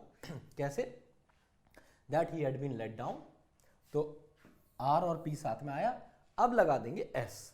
किसने बेइज्जती करी उसकी? Insulted bye a colleague whom he had stood by all these years. ठीक है, तो ये कह रहा है कि बहुत ही कम उसने इस चीज को रियलाइज किया, मतलब ना के बराबर उसने रियलाइज किया कि उसकी बेइज्जती किसने करी? उसी कलीग ने करी जो जिसके साथ वो इतने सालों खड़ा रहा था, मतलब जिसका उसने साथ दिया था इतने साल, उसी ने उसकी बेइज्जती करी, उसी ने उसको नीचा दिखाया। लेट डाउन का मतलब होता है नीचा दिखाना। तो यहाँ पे आंसर क्या हो जाएगा? ए। इस क्वेश्चन को हमने कैसे किया? इसमें बहुत सारी ट्रिक्स लगती हैं, इसके बहुत सारे तरीके होते हैं, और ये क्वेश्चन ऐसा नहीं है कि मैं तुम्हें एक दिन में सिखा दूँ। तो इसके लिए मैं एक स्पेशल क्लास लेके आऊँगा जिसमें सिर्फ यही क्वेश्चन होंगे। अभी आप खुद करके देखिए ताकि आपको पता चले कि आपसे ही कितना करने आते हैं, कितने कर पा रहे हैं आप बिना सीखे। उसके बाद में जब आपको इसकी ट्रिक्स बताऊंगा ना, मेरा वादा है तुम इसे ऐसे बनाओगे, ऐसे ऐसे। ठीक है, चलो नेक्स्ट क्वेश्चन। डाउट आता रहे तो पूछ लेना, मैं दोबारा भी एक्सप्लेन कर सकता हूँ इन क्वेश्चंस को।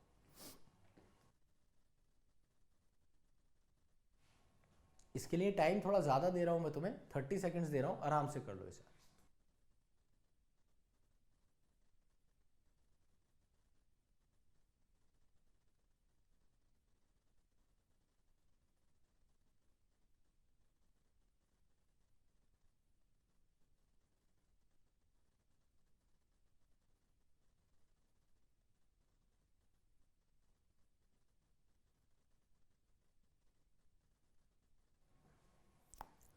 अब देखिए क्वेश्चन कितना आसान है।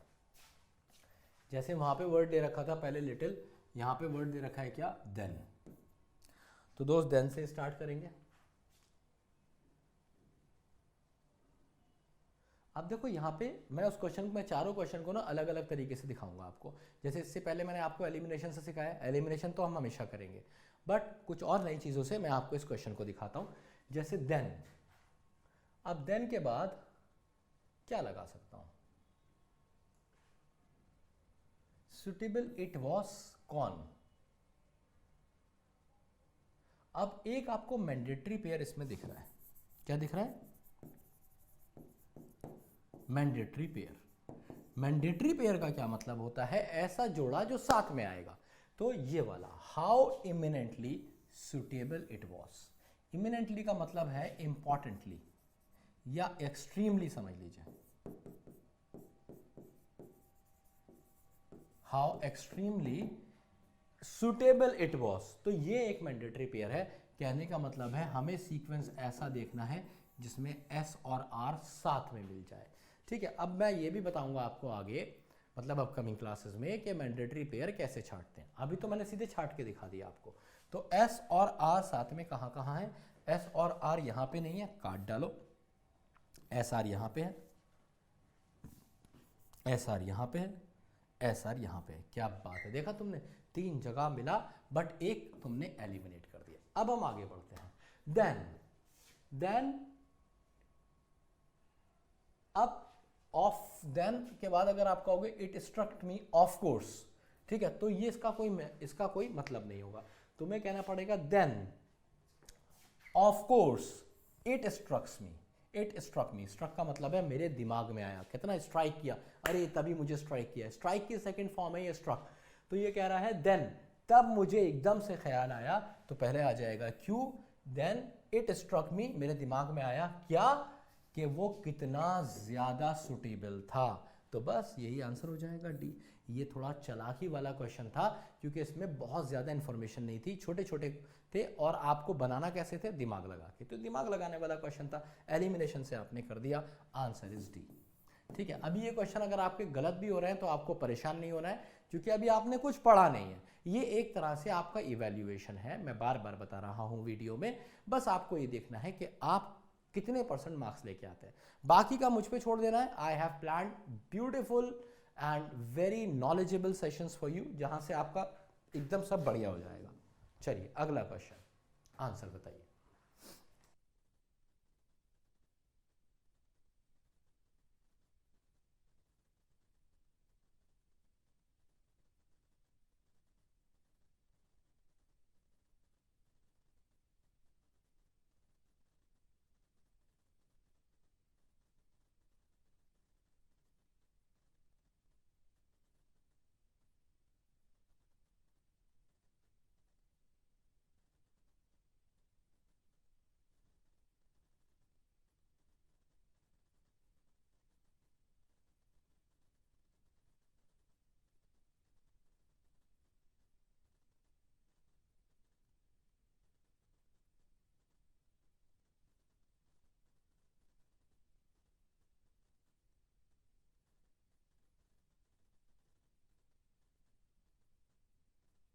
गाइस, तो आसान लगा होगा ये क्वेश्चन, ये वाला तो बहुत आसान है।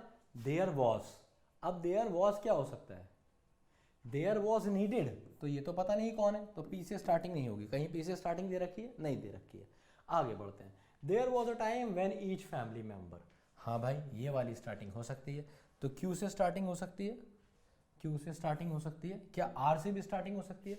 There was for itself most of the things it, there was for itself most of the thing its, है ना, ये तो कोई मीनिंग ही नहीं दे रहा, कोई सेंस ही नहीं दे रहा। देखिए एनडीए की तैयारी अगर आप करना चाहते हैं तो एटलीस्ट आपका बेसिक तो इतना होना चाहिए कि आप अंग्रेजी पढ़ के समझ लें। अगर समझ भी नहीं पाते तो दिक्कत हो जाएगी।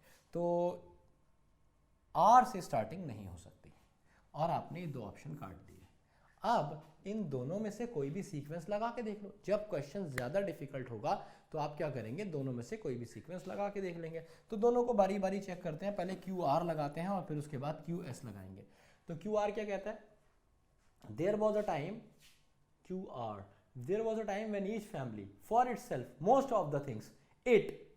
भाई क्यू आर तो मुझे नहीं आ रहा समझ में, है ना, क्योंकि कह रहा है देयर वॉज अ टाइम, एक समय था जब हर फैमिली फॉर इटसेल्फ, खुद के लिए, most of the thing it's, नहीं आ रहा समझ। बट अगर मैं इस पे आता हूं, क्यू और एस लगाता हूं, तो क्यू और एस क्या कह रहा है? क्यू कह रहा है there was a time when each family, अब लगाएंगे आप एस, एक्चुअली प्रोड्यूस, है ना, एक्चुअली प्रोड्यूस, क्या प्रोड्यूस करती है हर फैमिली? Actually produce. अब आर सही आ जाएगा, फॉर इटसेल्फ, अपने खुद के लिए, क्या? मोस्ट ऑफ द थिंग्स, बहुत सारी चीजें प्रोड्यूस करती है। कब? It needed for its everyday life. तो थिंग्स की बात हो रही है और ये नीडेड, तो सीधी सी बात है आर और पी एक मैंडेटरी पेयर है। आर पी मैंडेटरी पेयर आपको कहां देखने को मिला? यहां आपको आर पी भी मिला, यहां क्यू से स्टार्टिंग भी हो गई, क्यू एस मिला, RP मिला और स्टार्टिंग सेंटेंस आपको कौन सा मिला, Q मिला, और इसलिए आंसर होगा सिर्फ D। समझ में आया तो जल्दी से मुझे बताइएगा, और डाउट है तो आप पूछ सकते हैं। अगला क्वेश्चन देखिए, तो ये वाले जो क्वेश्चंस थे ना आपके पास, आपने देखा मैंने आपको अभी तक क्या कराया, जितने भी तरह के क्वेश्चंस आपके एनडीए के एग्जाम में आते हैं मैंने सब में से कुछ कुछ क्वेश्चन निकाले हैं और आपको आज वो दिखाए हैं, ताकि आप देख के ये रियलाइज कर पाएं कि एग्जैक्टली पेपर किस तरीके से आता है और क्या स्ट्रैटेजीज आपको चाहिए होंगी। तो गाइज अब ये आ रहा है आपके पास एक नए तरह के क्वेश्चन। मैंने आपको 3 तरह के क्वेश्चन करा चुका हूं, अगर आपने गौर फरमाया होगा। एक तो एंटोनिम सिनोनिम थे, है ना, ये हमारे एंटोनिम चले थे। एंटोनिम से पहले हमारे पास ये स्पॉट दी एरर चले थे। सबसे पहले मैंने आपको स्पॉट दी एरर कराए, स्पॉट दी एरर कराने के बाद मैंने आपको एंटोनिम कराए, एंटोनिम कराने के बाद मैं आपको PQRS पे लेकर आया, और PQRS के बाद मतलब जो आपका सेंटेंस अरेंजमेंट था, उसके बाद अब मैं आपको एक नए तरह के क्वेश्चन पे लेके जा रहा हूं, और वो क्या है, फिल इन द ब्लैंक्स। तो यहाँ पे आपको सोच समझ के एक वर्ड भरना है वोकैबुलरी का, इन चारों में से जो यहाँ पे एग्जैक्टली फिट आ जाए और आपको 1 नंबर मिल जाए। ऑल द बेस्ट, जल्दी से करके दिखाइए, 10 सेकंड है इस क्वेश्चन के लिए।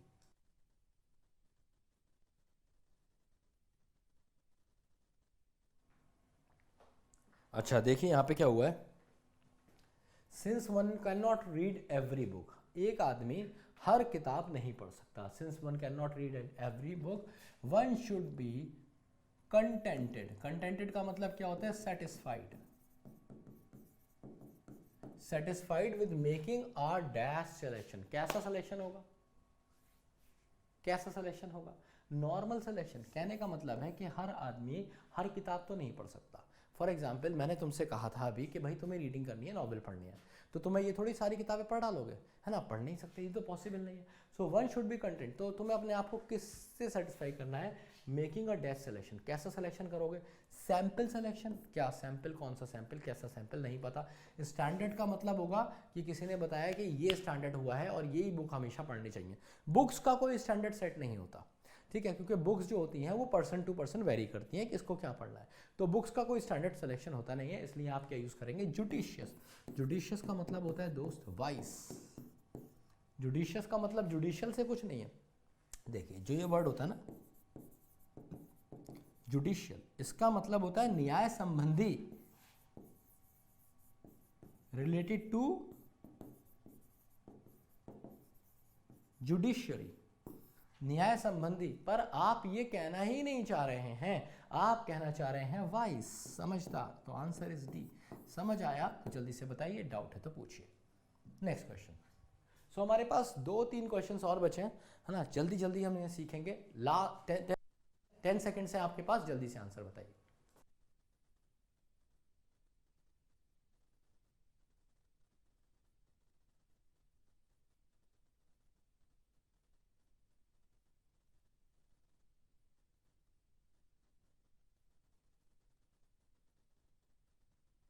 Okay, let's go for it.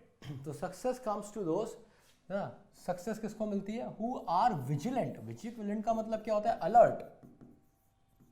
Alert हैं, चौकन्ने हैं, कान खड़े करें, जिन्होंने are vigilant not. Vigilant not, to permit, तो जो एकदम विजिलेंट है, ये हॉट नहीं है यार, ये विजिलेंट नॉट है, पीपीटी में थोड़ी सी गलती हो गई है।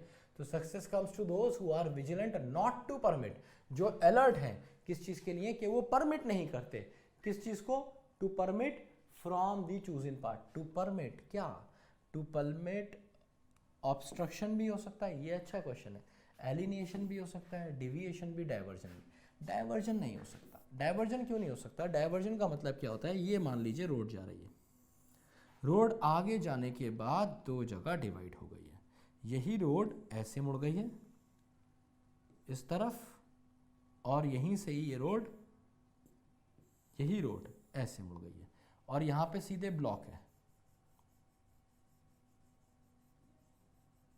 ठीक है दोस्त, तो ऐसी किसी कोई रोड है तो हम उसे क्या बोलते हैं, ये हो जाता है हमारा डाइवर्जन। ठीक है, तो डाइवर्जन से कोई मतलब नहीं है, क्योंकि कह रहा है सक्सेस उनके पास आती है जो अलर्ट होते हैं, नॉट टू परमिट, के वो अलाउ नहीं करेंगे कि ये डाइवर्ट होना, देखो ऐसा तो नहीं हो सकता ना, जब तुम जिंदगी में आगे बढ़ोगे तुम्हारे पास डाइवर्जन तो आएगा ही, डाइवर्जन तो आएगा ही। अलाउ करना नहीं करना ये तुम्हारे हाथ में होगा। फॉर एग्जाम्पल अभी तुम एनडीए में मान लो तुम्हारा सिलेक्शन हो जाए, जब तुम आगे जीवन में जाओगे, बड़े बनोगे, शादी होगी और भी बहुत सारी चीजें हैं, बहुत सारी और अपॉर्चुनिटीज मिलेंगी, तो डाइवर्जन तो आएगा। बट आइडिया क्या है कि तुम्हें क्या करना है, उसको परमिट नहीं करना, तो डाइवर्जन से कोई मतलब नहीं है। ऑब्स्ट्रक्शन का मतलब क्या है, बाधा, हिंडरेंस, बाधा आप जिसे कहते हैं, ऑब्स्टिकल। तो दोस्त यहां पे आंसर बाधा भी नहीं होगा, अब ऑब्स्टिकल भी नहीं होगा, क्योंकि बाधा तो आएगी, आप अलाउ कैसे कर सकते हो या नहीं कर सकते ये आपके हाथ में नहीं है। फॉर एग्जाम्पल अभी मैं आपको पढ़ा रहा हूं और कुछ इलेक्ट्रिसिटी में प्रॉब्लम हो जाए तो क्या हो जाएगा, बाधा तो आ गई ना, मैं क्या कर लूंगा, मैं अलाउ कैसे नहीं कर सकता, ये तो मेरे हाथ में है ही नहीं। तो बहुत सारी चीजें ऐसी होती हैं जो हमारे हाथ में नहीं है, उसी में से एक हिंड्रेंस और ऑब्स्टिकल होता है, तो ये भी आंसर नहीं होगा, है ना। एलिनिएशन का मतलब होता है separation, separation from the choosing path. हाँ ये क्लोज आंसर है कि आपको सेपरेट होना अलाउ नहीं करता वो, लेकिन एलिनिएशन बेसिकली हम पाथ और मॉरल सेंस में यूज नहीं करते हैं। एलिनिएशन का मतलब होता है जब आप किसी कंपनी के साथ एलिनिएट करते हैं, ठीक है, या फिर आपका कोई पार्टनर होता है उसके साथ आप एलिमिनेट है ना, एलिनिएट करते हैं। तो आंसर हो जाएगा डिविएशन। डिविएशन का क्या मतलब होता है कि दूसरा रास्ता पकड़ लेना, कहने का मतलब है कि आप यूं जा रहे थे, एनडीए की तैयारी कर रहे थे, आपका एक फ्रेंड था और उसने आपसे कह रहा है क्या सरकारी नौकरी के चक्कर में लगा है, मेरे साथ बिजनेस कर ले, जूतों का बिजनेस है भाई, बैंकॉक से जितना माल आता है ना सारा एक नंबर का काम है, ऐसे कर देंगे, मतलब लिया है कोई कौड़ी तुम्हारे पास ऐसी कोई बेकार सा कुछ, एनडीए की तुम्हें पता ही है, एनडीए का अपना क्लास है। तो तुमने क्या किया, तुमने सोचा जाना चाहिए यार, जूते बेच लेता हूँ, तो भाई जूते ही बेचोगे फिर, और इसे हम बोलते हैं क्या, डिविएशन, ठीक है। तो व्हाट आई मीन टू से इज दैट कि आप वो अलाउ नहीं करोगे। जो तगड़ा बच्चा, एकदम चीता बच्चा जो होगा ना, वो क्या बोलेगा, सर देखो सीधी बात है भाई, मुझे एनडीए करना है, नहीं तो नहीं करना, मुझे पैसा नहीं कमाना, I want to serve the nation. It's not about money that I am going for NDA, I am going for NDA because I want to go for it, I want to see myself in that uniform and I want to have that class, and this is the reason I am going for NDA and nothing can deviate me. This is called deviation. समझ आया? तो जल्दी से मुझे बताइएगा, doubt है तो पूछिए। D is the correct answer. So here we go for the next question. एक दो क्वेश्चन और बचे हैं, अब ये अलग तरह के हैं, इसमें आपने देखा ये सेंटेंस इंप्रूवमेंट है, ये इससे बिल्कुल अलग है। यहाँ पे आपको क्या करना था, फिल इन द ब्लैंक्स थे। तो मैंने आपको 4 से 5 तरह के क्वेश्चंस कराए, ये याद रखिएगा। पहले क्वेश्चंस आपको जो मैंने कराए थे वो कौन से थे, स्पॉटिंग एरर्स, ठीक है। दूसरे वाला जो मैंने आपको क्वेश्चंस कराए हैं वो कौन से थे, एंटोनिम्स सिनोनिम्स। तीसरे क्वेश्चंस मैंने आपको कराए हैं फिल इन द ब्लैंक्स। हाँ एक चौथे थे, एक्चुअली ऊपर नीचे हो गया, तीसरे वाले पैराजंबल थे, चौथे थे पैराजंबल, और पांचवें तरह के क्वेश्चंस मैं आपको अभी दे रहा हूं, ये वाले, जिनका नाम क्या है, here we have this one, sentence improvement. तो आज के सेशन में आपको इतनी वैरायटी मिलेगी, ये 2 क्वेश्चन और हम देखेंगे। The session was all about variety, कि मैं आपको ये दिखा सकूं कि पेपर कैसा आता है और आप इन क्वेश्चंस में कहां स्टैंड करते हैं, आप कितने बना पाएंगे, ठीक है। चलिए जल्दी से आंसर बताइए, we are left with the last 2 questions.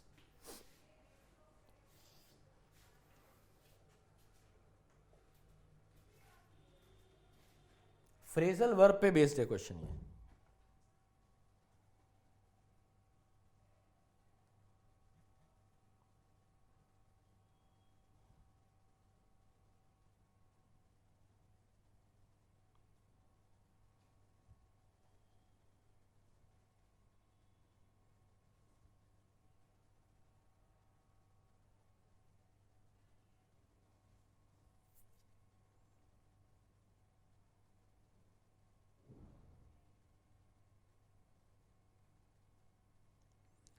सोच समझ के आंसर दीजिएगा।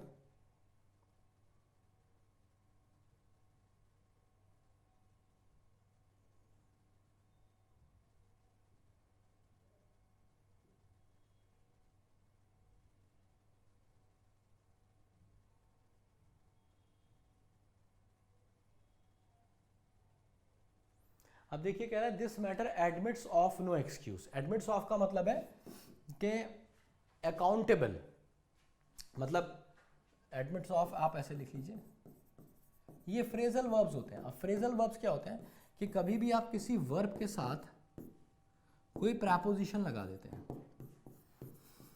तो वो फ्रेजल वर्ब बन जाता है। क्या बन जाता है दोस्त? Phrasal verb. किसी भी वर्ब के साथ अगर आप प्रपोजिशन लगा देते हैं तो वो फ्रेजल वर्ब बन जाता है और ये अपने आप में एक अलग ही मीनिंग देता है। तो आप ऐसे समझ लीजिए जैसे आपने सुना होगा गिव। गिव का मतलब देना होता है, लेकिन आप अप लगा देंगे तो गिव अप का मतलब क्या होता है? गिव अप का मतलब छोड़ देना होता है, क्विट, है ना? तो ऐसे आप याद रख सकते हैं। ये मैंने एक फ्रेजल वर्ब पर आया, ये मैं आपको कराऊंगा। तो ये यही कह रहा है this matter admits of no excuse. कहने का मतलब है कि ये जो मैटर है, जिस मुद्दे पे बात हो रही है, एडमिट्स ऑफ नो एक्सक्यूज, इस पे आप कोई एक्सक्यूज नहीं दे सकते। फॉर एग्जाम्पल,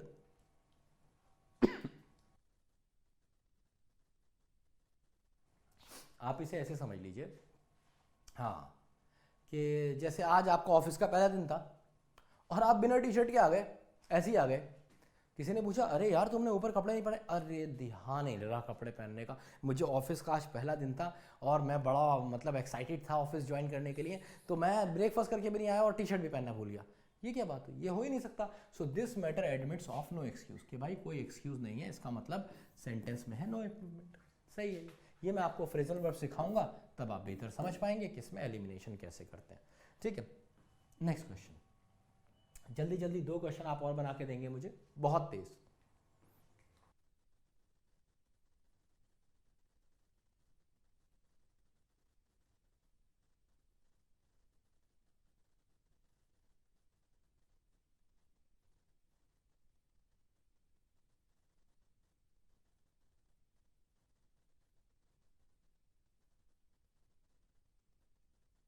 गलत कर दिया होगा। You have come here with a view to insult me. अब याद रखिए कि कभी कभी ये जो TO2 होता है ना, इसके बाद 2 पॉसिबिलिटी है। कभी भी अगर कोई वर्ब आती है तो वो हमेशा और हमेशा और हमेशा और हमेशा और हमेशा अपनी फर्स्ट फॉर्म होती है। जैसे आई वॉन्ट टू ईट, मैं एट नहीं कह सकता, ईटिंग नहीं कह सकता, ईटिन नहीं कह सकता। या मैं कहूँ शी वॉन्टेड टू कम, तो केम नहीं कह सकता, कमिंग नहीं कह सकता। तो टू के बाद हमेशा फर्स्ट फॉर्म आती है। तो उस हिसाब से अगर आप देखें तो आप इसमें नो इम्प्रूवमेंट लगाएंगे। बट इसके कुछ एक्सेप्शंस हैं, इसी रूल के कुछ एक्सेप्शंस हैं। कभी कभी आपको टू के बाद ING फॉर्म लगाना पड़ती है, और ये ING फॉर्म जो दोस्त होती है ना, वो कहलाती है जिरंड। क्या कहलाती है? जिरंड। ये नाउन जैसी होती है पर होती वर्ब है। थोड़ा कॉम्प्लिकेटेड हो गया, परेशान नहीं होना, ठीक है। मैं नेक्स्ट क्लास में आपको ये सब पढ़ाऊंगा, ये सब आपके कोर्स का पार्ट है। बस मैं आपको ये बता रहा हूँ कि क्वेश्चन करने के लिए इन चीज़ों का आना ज़रूरी है। तो ऐसा कब कब होता है? टू के बाद ING फॉर्म कब कब आती है? इसके कई सारे केसेस हैं, जिसमें से एक केस है कि कहीं भी अगर आपको विद अ व्यू टू दिख जाए, तो विद अ व्यू टू ये फ्रेज है। और ऐसे ही लगभग 10 फ्रेजेस और हैं, मैं बोल के बता देता हूँ क्योंकि अगली क्लास में आपको कराना ही है। जैसे आप कह सकते हैं लुक फॉरवर्ड टू, ठीक है, given to, taken to, object to, accustom to, averse to, ठीक है, और भी बहुत सारे हैं, डिवोटेड टू, या फिर और भी बहुत सारे हैं।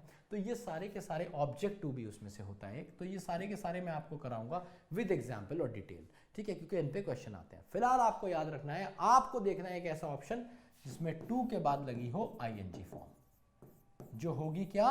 जिरंड। क्योंकि टू के बाद कुछ केसेस में, कौन से केस में? जिसमें से एक केस ये है विद अ व्यू, तो विद अ व्यू टू के बाद हमेशा ING form, with a view to insulting me.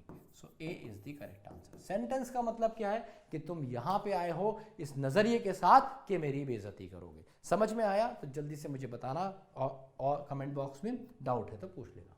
So here we have the next question. All the best.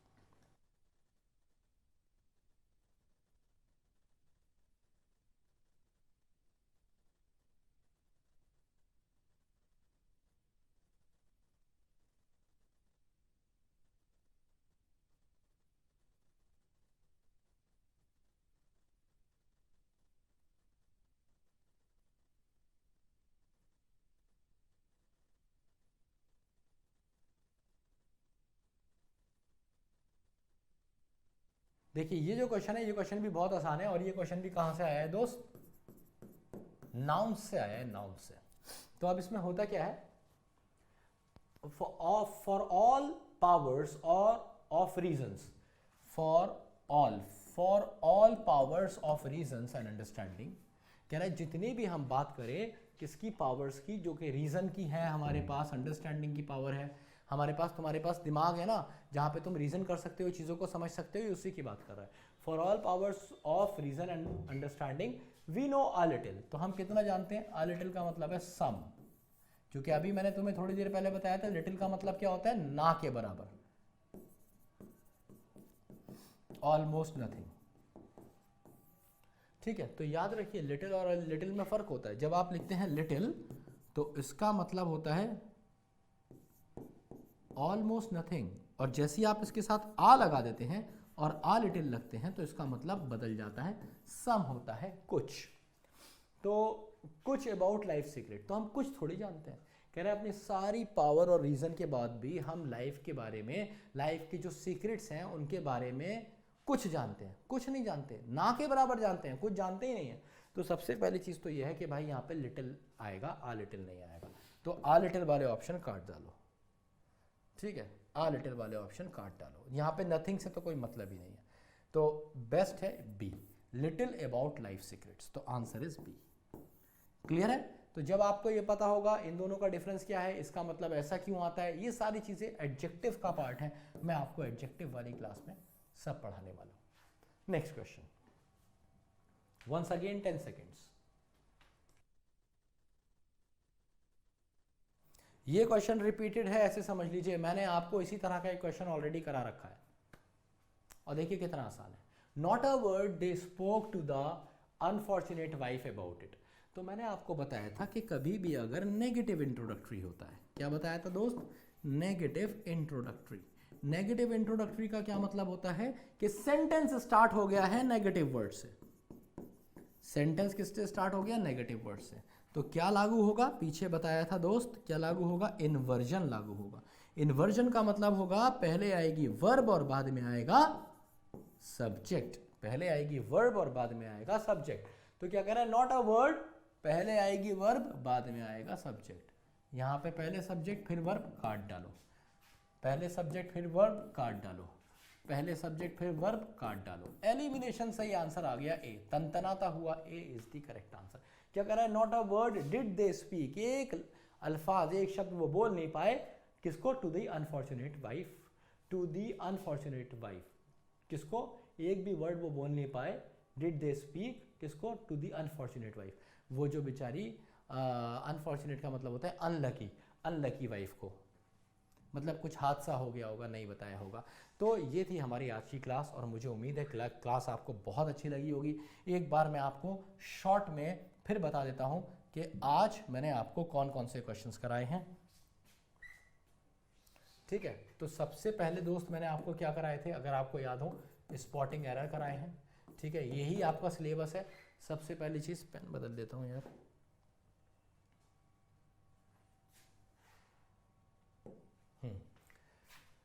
तो सबसे पहली चीज जो मैंने आपको कराई वो क्या था?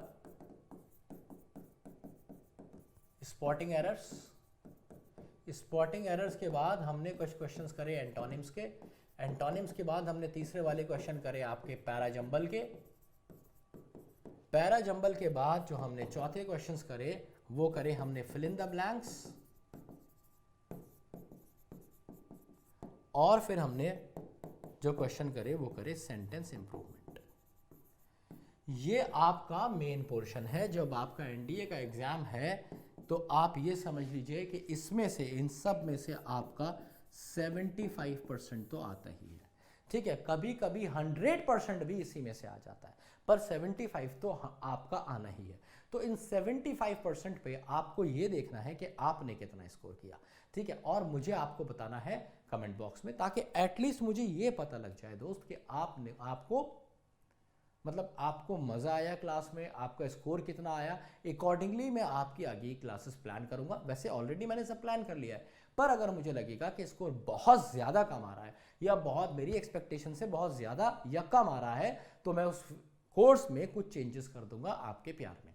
ठीक है, तो मुझे उम्मीद है कि सेशन तुम्हें बहुत मज़ा आया होगा। तो अभी मैं सेशन को करता हूँ ख़त्म। जय हिंद, जय भारत। नाम आपको मेरा पता ही है, नाम मेरा दानिश ज़फ़र है। और 10 साल से, अब मैं थोड़ा सा अपने बारे में बता देता हूँ, क्योंकि शुरू में बताने में मज़ा नहीं आता, पहले काम और बाद में नाम, तब मतलब मुझे ऐसे अच्छा लगता है। तो गाइस 10 साल से अलग अलग कॉम्पैरेटिव एग्ज़ाम्स में पढ़ा रहा हूँ। कैट से लेके मैंने सारे, लगभग ऑलमोस्ट सारे ही कॉम्पैरेटिव एग्ज़ाम पढ़ाए हैं।